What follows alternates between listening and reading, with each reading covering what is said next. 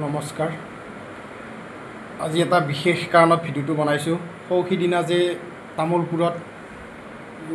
তামোলপুৰৰ ল'ৰা অভিষেক দাসৰ যি বৰ্বৰ কাণ্ড হ'ল বাঙালীপাৰা ভৰালি চকত, এইটো সকলোৱে কৈছে কি এওঁলোকক কোনোই মাৰপিট কৰা নাই, এওঁলোক উৰি গৈছে। এই চাওকচোন এই ভিডিঅ'টো, মই ক্লিপটো পালোঁ, চাওক আপোনালোকে কি হৈছে।